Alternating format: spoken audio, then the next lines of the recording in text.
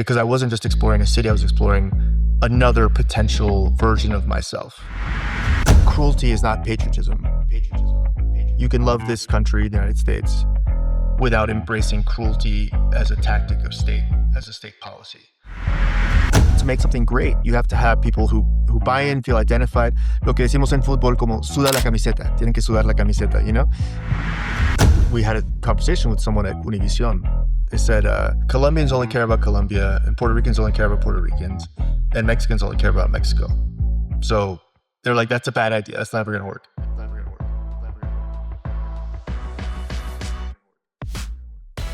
Welcome back to Doce, the podcast for immigrants by immigrants. I'm your host, Valen, and my guest today is Daniel Alarcón. I'm a writer and radio producer. He is the co-founder and executive producer of Radio Ambulante, the groundbreaking Spanish-language narrative podcast that became NPR's first ever Spanish show, now celebrating over 15 seasons. He's also the acclaimed novelist and author of Lost City Radio, a book deeply influenced by his return to his home country, Peru, in search for identity, memory, and belonging. Through Radio Ambulante, his production company, he has dedicated his career to elevating Latin American narratives, stories that reveal the complexity and beauty of this region, and building a powerful bridge between Latin America and the United States. In this episode, we talk identity, reverse migration, the responsibility of representation, especially during these unprecedented times, how Radio Ambulante was built from scratch, and the power of storytelling to connect us across borders. Please welcome Daniel Alarcón.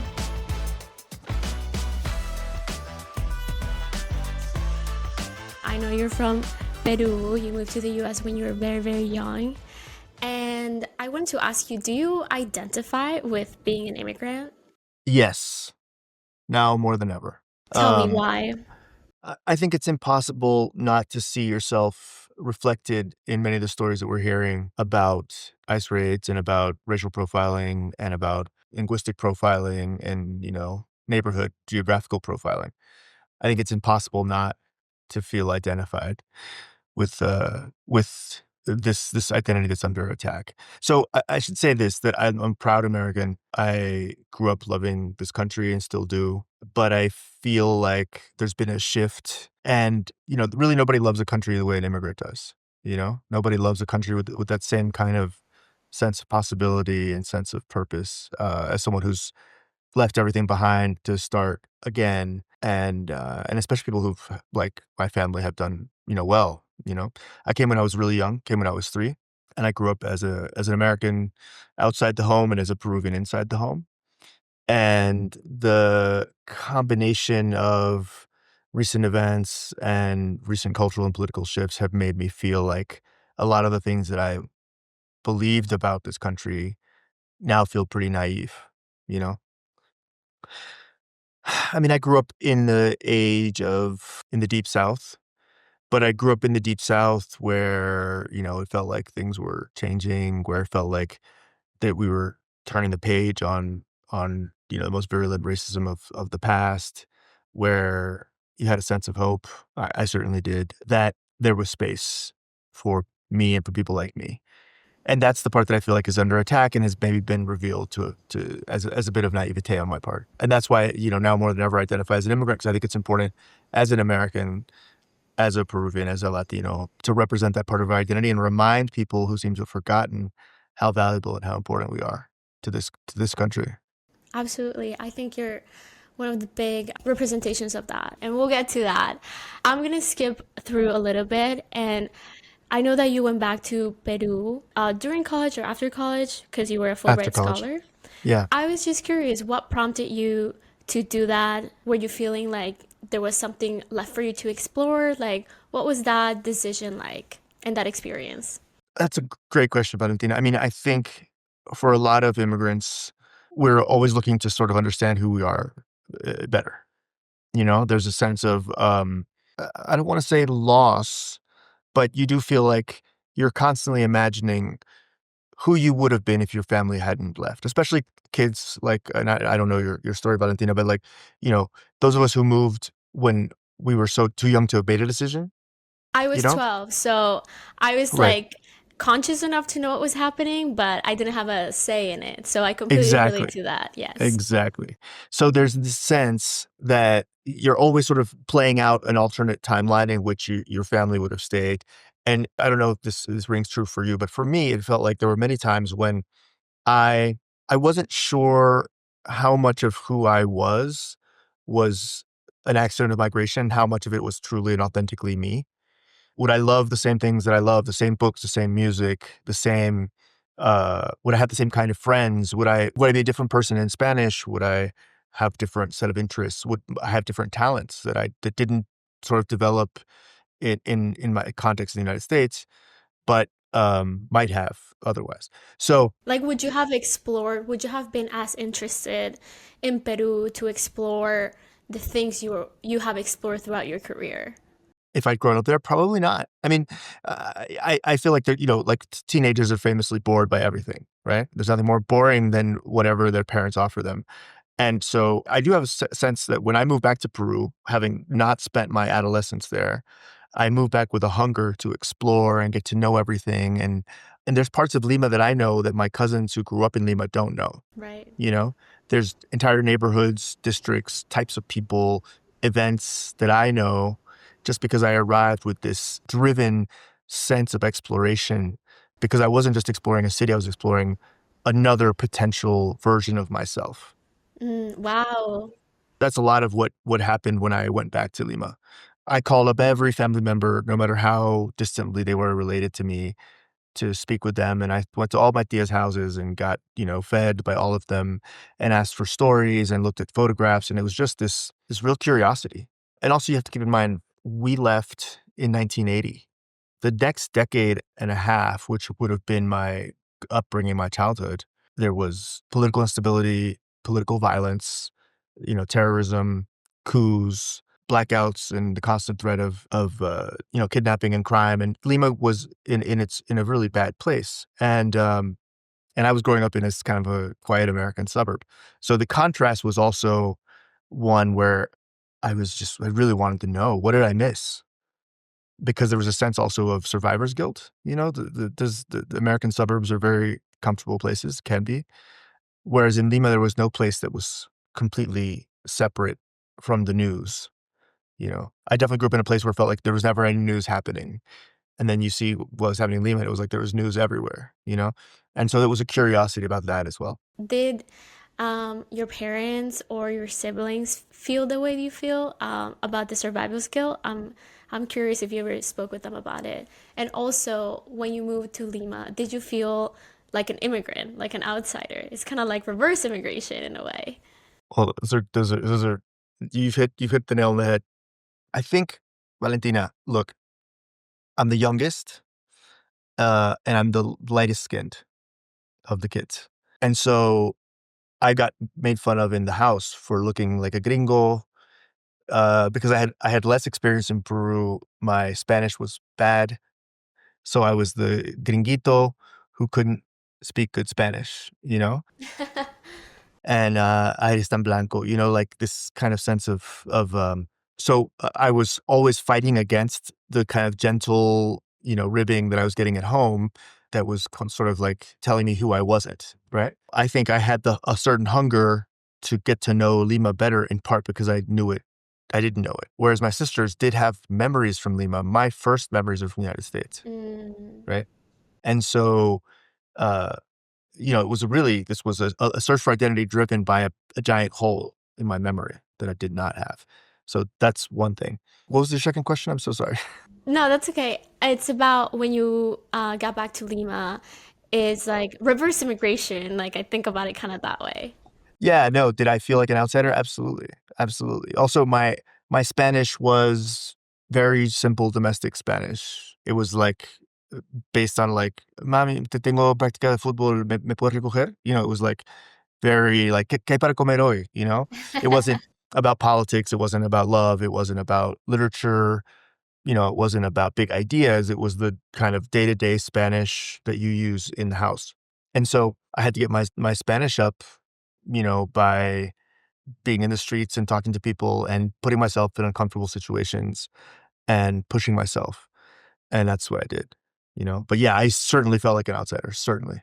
How were you received by the city? Because my experience coming here, like, it was honestly kind of brutal. I came to like a white suburban town, and people were like, what is a Colombian, what is a Latino person kind of thing. So I didn't feel very, very welcome. And I feel like my experience somewhere else in Latin America would have been different. Were you welcomed by the city when you got there? Which city, Lima or Lima. in Lima? I was welcomed by my family, who also mercilessly made fun of me for my Spanish and for the things I didn't know and for being a Yeah. gringo and like my ignorance of, you know, basic geography of like the city and, getting lost. But it was also the genuine friendships that I solidified with my cousins are maintained to this day. And I'm super grateful for that. I do want to mention, because I misunderstood your question. I want to mention it because I think you having, you came around 12, you said. My Yeah. sisters were around that age. Okay. So when they arrived to a kind of all-white suburb like you described, they would have had an experience similar to yours of Mm. being sort of like on the periphery, of struggling to adapt, of sort of having to reinvent themselves on the fly to fit in, right? And they had those struggles, but I came when I was 3. So I learned English in preschool. And I remember not wanting to go because I couldn't speak English. And then like 3 weeks later, I spoke English as good as all the other 3-year-olds because 3-year-olds don't speak great English or any language, right? You remember that? Being Absolutely. so young? I remember very clearly, like who am I going to play with? Like I can't even talk to these kids, Oh my God, that's so sweet. But 10 days later, you learn it. As a kid, you learn it. I mean, it's something similar because I mentioned at the beginning that I'm living in Bogota now. We came with our youngest son, who's 12, uh, and he's doing this kind of reverse migration thing, and he's you know certainly comes home. 12 is on the cusp of that age where the kids It's a like tough don't. age. It's a tough age. It's a tough age. He's doing great, but kids don't necessarily want to sit and talk to their dad all day. But the first couple of weeks of school, he'd come home and just be going because he'd been in Spanish all day, like trying to speak and unable to. And he comes home and he has like thousands of words blocked in his brain that he wants to express. And so the first 3 weeks of school, he was so talkative with me and with my wife, because he had that necessity to express himself. Oh my God, you're like unlocking some memories for me. Like I can totally relate to that. And I think a lot of people can. You become like so shy in the foreign language, and it is very interesting what it does to your personality. Absolutely. I feel, see, like now I have podcasts, I can talk for hours, but like when I was like, 13 years ago, it was like if I said one word throughout the day, it was like a success. That's amazing. I mean, it's an amazing trajectory. I do believe, and I think you've touched on something that's super important, that we can be different versions of ourselves in different languages. I've talked to many people who are, it is surprising. You might think that if you don't speak the language, a lot of people are going to be more shy. Some people are shy in their native language, and then there's a sense of freedom when it's not their home language, that they're more outgoing, they're, atrevidas, or, they're funnier because they make mistakes and they think that's like it's like not real. So they're able to play and let go of the kind of social baggage they might have had in their home language. And, I've talked to lots of people who discover new sides of themselves as they learn a new language. I haven't met too many people that are like more outgoing in like at first in their second language, but that's certainly like a very interesting perspective. I can introduce you to some people. You wouldn't believe. You wouldn't Please believe. do. Do you think you would have written Lost City Radio if you hadn't experienced Lima as a resident? No, absolutely not. There's so many things about Lima that I found fascinating, and in the same way like a reporter or you know a, not as a tourist but as a resident of the city, sort of making my way through the city. I Small things like there's no bus map of Lima. There's no map. There's no map. So if you want to get from point A to point B, you have to ask which bus you need to take. And then you have to look on the sides of the buses, because on the sides of the buses, there'll be like the names of main streets, or maybe just the name of a neighborhood. And so what I would do is get on the bus, write it to the end and write it back, just to get to know the city. And I would just remember the names of the streets that I saw. And then I got back home and I looked at a map and I would sort of draw, sort of follow it, sort of think, oh, okay, I was there, you know. This is obviously in the dinosaur ages, before Pre-Google Maps. pre-Google Maps, yeah, where we always know where we are. But I learned the city that way. I had to do the work, and I loved it, you know? And one of the things that I discovered while I was there was the show that you mentioned, Lost City Radio, or the novel you mentioned, Lost City Radio, is based on a real show that was called Busca Personas. In Busca Personas, I was a huge fan. I listened to it every Sunday night. And I found it to be uh, just this reflection of the chaos and the expansiveness of Lima. It was just gigantic. And people were getting lost. People were like, oh, you know, and again, this is before the technology like, you know, Facebook and social media that keeps people in touch, even if you're living somewhere else. You know, it used to be if you moved, you got a new phone number, and then you were gone. And then if you ran into somebody again, it was truly an act of serendipity. Um, and now it's like, you know, you could still be in touch with the kid who sat next to you in, you know, the first grade, Yeah, but you what know, level homeroom. of real connection is that? You know what I mean? Like No, there's right. Sure, yeah. sure. So what would happen was this: people would call in, they would say things like, my cousin moved to the city. We lost touch with him 15 years ago. Last time I saw him, he lived in this neighborhood. Does anyone know where he is? And then there would be these on-air reunions. Uh, and I was like, wow. And so I thought that was such an interesting idea for a premise for a novel. And then you know, when you're writing a novel, you have to have several kind of narrative engines, several ideas that are moving the story forward.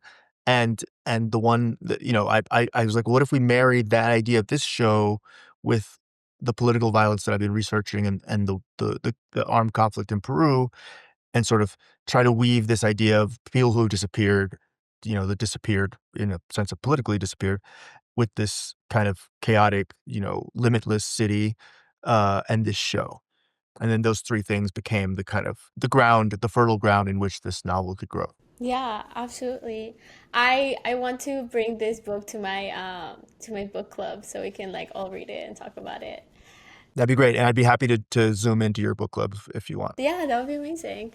Let's switch gears to Radio Ambulante, which you are the executive producer of. I just found out that your wife is the CEO, which is so cool. Like, talk about power couples. Uh-huh. And that she's Colombian, which is, Hmm. extra awesome.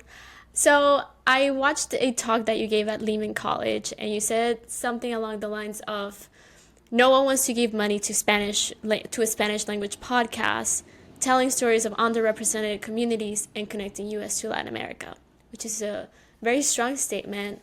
So why do you want to tell those stories? Because I know that there are people who want and need to hear them. You know, people like you. Uh, I've given talks at universities, and I'm always amazed by the people who come to these talks. You know, because it's not just students who are studying Spanish, or Latino students, or Latin American students, you know, who've come as adults. It's also the custodial and ground staff of the universities who are Latino, the workers who make the labor of the school to make the school run. And they all come up to me, and they all connect around these stories. They all feel themselves identified in these stories. And I find that to be really moving. I gave a talk maybe last year, I think in Connecticut, and the student who introduced me, it was one of the most moving things I've ever heard. She talked about her own immigration experience. She talked about the pandemic and mental health issues and feeling alone, and connecting to other people and other stories through our podcast, you know? And I found that to be a mission statement, if ever there was one. You know, that's the people that we serve.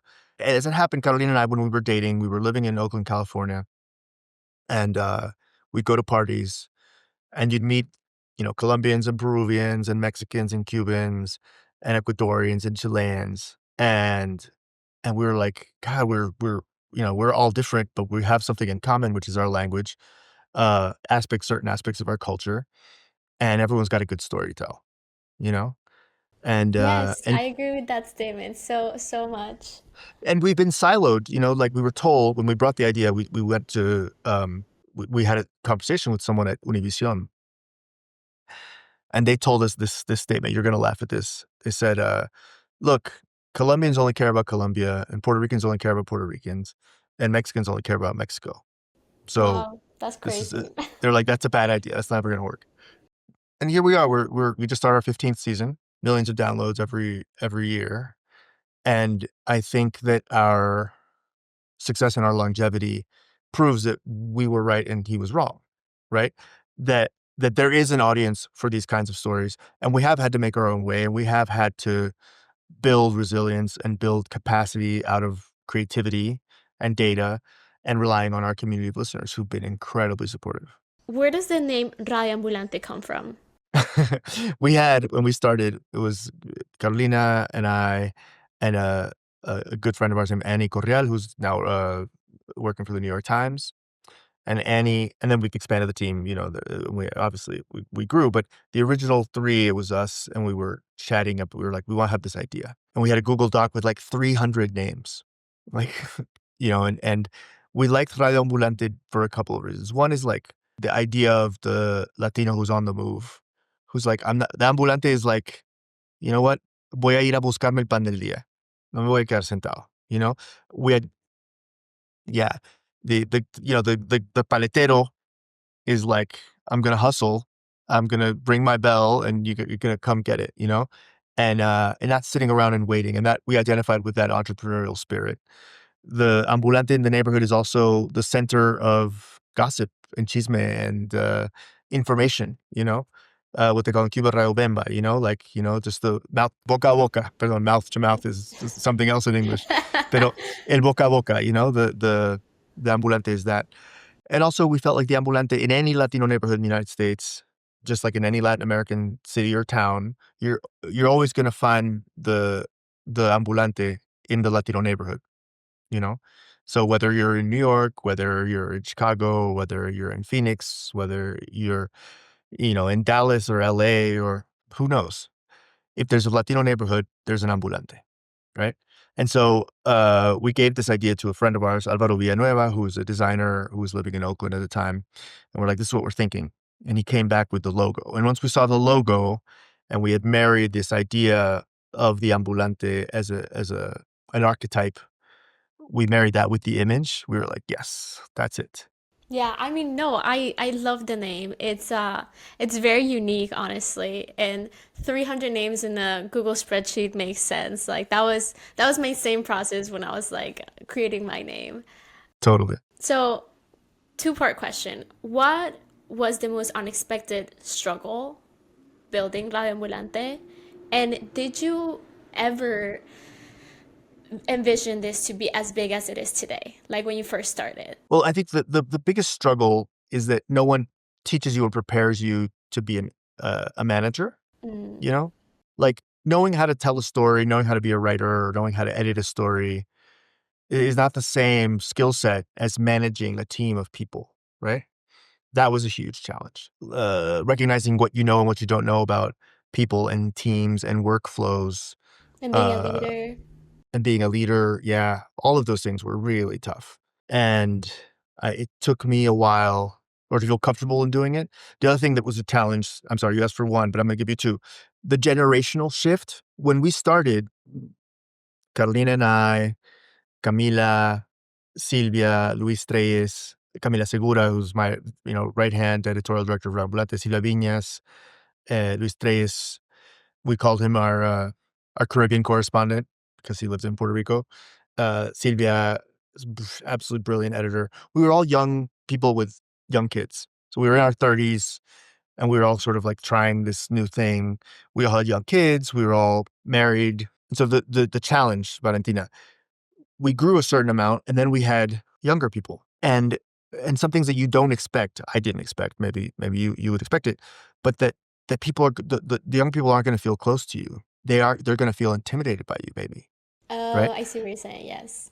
The generational change where Silvia, Camila, Carolina, Luis, and I we all were like on the same level because we were all sort of like, oh, let's build this thing together, right? And then there's people who come in later who have to work up a sense of ownership of the project, work up a sense of trust with you, a trust in themselves that they can sort of say, sabes que Daniel, eso no funciona, you know? I see what you're saying, like the pushback that you need. Yeah, to make something great, you have to have people who buy in, feel identified. Lo que decimos en fútbol como suda la camiseta, tienen que sudar la camiseta, you know? But they have to feel like the camiseta is theirs, you know? I see what you're Um, saying, yes. that was a huge challenge. Now, did we expect it to be this big? No, no. I think Carolina and I, when we first had the idea, we were excited by the possibilities, but we didn't have any idea even what a grant proposal looked like, or what a distribution contract would look like, or what a remote team would look like, or the kind of logistical admin problems that you wouldn't even understand or know even to expect, like, oh, how do I do payroll in 12 different countries? You know, how do you pay people in Argentina? So, if you want to have a headache, Valentina, go research how to pay people in Argentina. Um, so all of those things we had to learn. I did notice something in our first 3 seasons, and I'm going to tell you this. We had, as you know, I used to write novels. If you sell 7,500 copies of a book in Peru, that's a bestseller, right? So we did our first season, 3 episodes, and we had 7,500 listens, downloads. And I was like, wow, that's amazing, right? The next season, we took a break. We reported some news stories, and the next season we had 75,000. And then the season after that, we had 750,000. So 10x growth, I think, is what the tech bros call it. We had that for our first 3 seasons, and then we sort of like, evened out and, growing steadily, but, not at that crazy rate. But all that told me is like, oh, okay, we're onto something here, you know? So I don't know that we're gonna, be Warner Brothers, but I do feel like we've tapped into something that people want. And that was a huge sense of relief, and sense of excitement. Like, oh, there's something here. Yeah.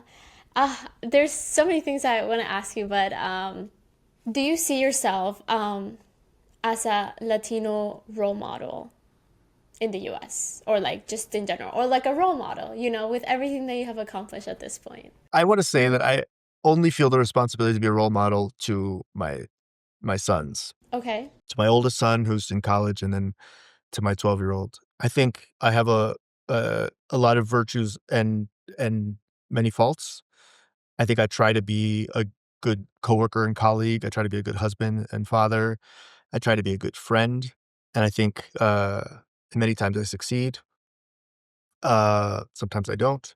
I've heard from people who've said things like that you've inspired me, or that, and that warms my heart. It makes me feel really good. And I remember being younger and looking up to novelists and writers and journalists and people who I thought were sort of making a path that I wanted to follow. So having been that person 20, 25 years ago, I also feel a great responsibility and a great sense of ternura towards anybody who would think of me that. But it's just me. I'm just me trying to be myself, Politically, this moment is really difficult. And I do feel like I have a responsibility to say what I feel, say what I see, not in the hopes that necessarily I'm going to be able to do anything, but because I want to be on the record about a lot of things. Cruelty is not patriotism. You can love this country, the United States, without embracing cruelty as a tactic of state, as a state policy. And the people that are being demonized are human beings.